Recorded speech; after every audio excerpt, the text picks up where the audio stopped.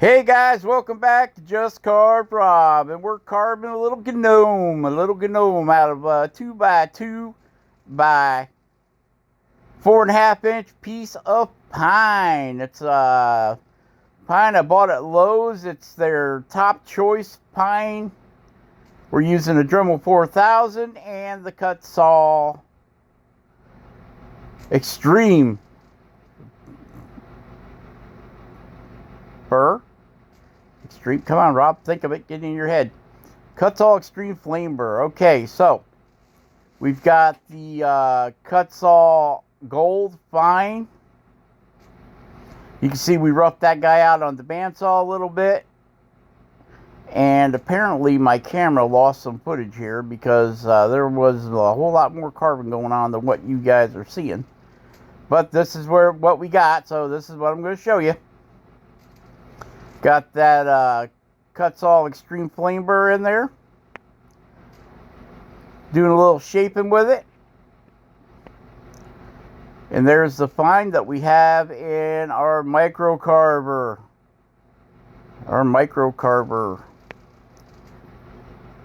And that's the cut saw gold taper burr. The gold is the original fine, the silver is the quartz, and the black is the extreme. Rounding over his shoulder. See, we dug in the inner corner of his arm there.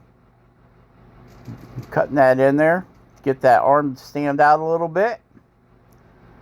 It's Gnomegeddon. Are you a-getting it? I'm Gnomegeddon it. Are you a-getting it? I'm Gnomegeddon it. Okay. So I think after these guys we're gonna... Got one more gnome I want to carve. But we're gonna be moving on to the some wood spirits in cottonwood bark. We gotta practice our wood spirits. Get this, we're shaping this guy up.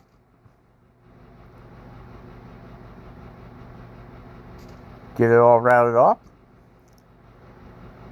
Hey, you guys ever hear about the, there's this truck driver and he's driving down the road. And he comes up to a stoplight and this lady in a car jumps out of her car, runs up on the side of his truck, knocks on his window. And he rolls down his window and she goes, "Excuse me, sir, but I see you're losing some of your load when you're driving down the road. You might want to take care of that." And she jumps off the truck. The light turns green. Truck driver drives down to the next light. Once more, she jumps out of her car. It runs up to the side of his truck and knocks on the window. It says, "Excuse me, sir, you're driving down the road and you're still losing some of your load." So he's like, "Okay, whatever. Get out of here, lady." She jumps off the truck. The light turns green. He drives on. Comes to the next light. And he jumps out of the truck and runs back to the lady's car and says, "I know, lady, I'm losing some of my load, but it's because I'm salting the roads." Oh, terrible, terrible joke, Rob. Terrible joke.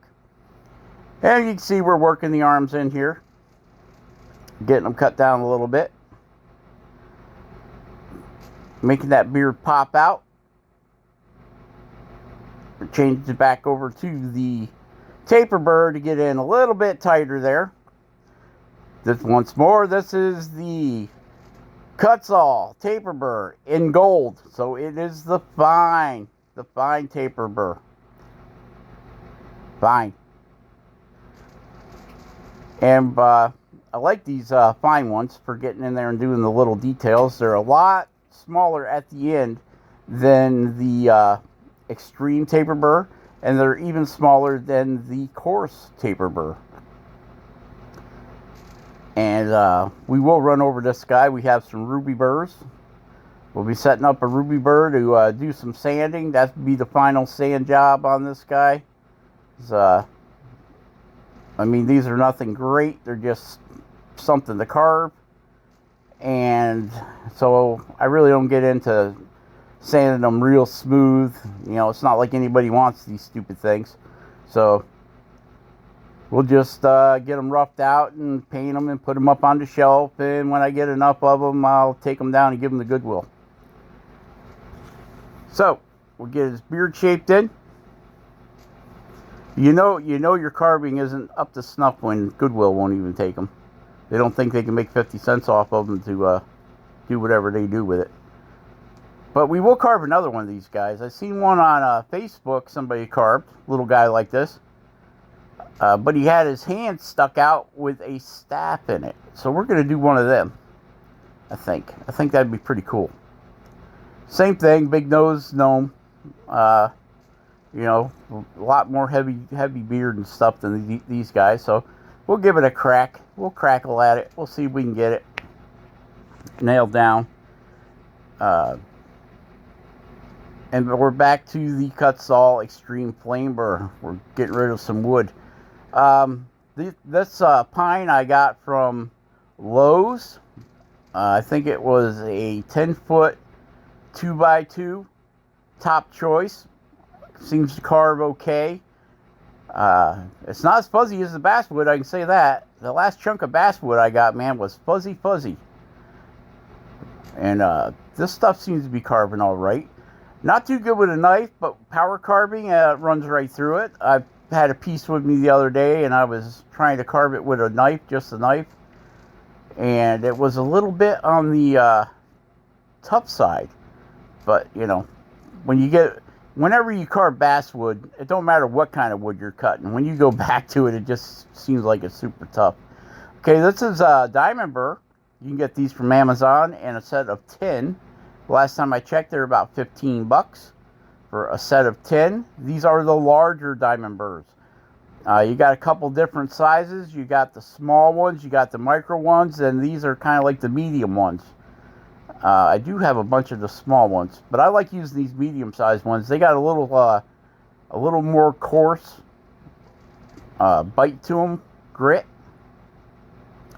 The smaller ones, you get them up in that 1500 grit range, and it just seems like, I mean, it does a good job of cleaning stuff up, but for me, it just seems like it takes forever to get to clean up.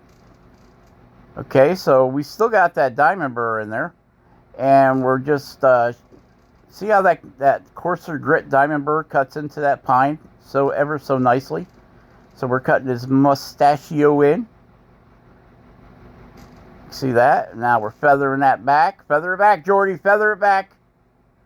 As Jordy would say. You feather the wood back so that it makes the mustache stick out, but it doesn't leave a big lump there.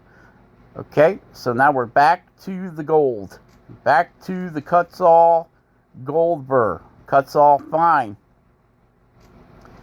And for these little guys, I really like this. If I'm not doing it with a knife, I really like this.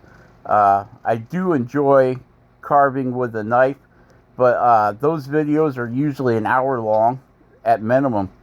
It takes a lot longer to cut for me.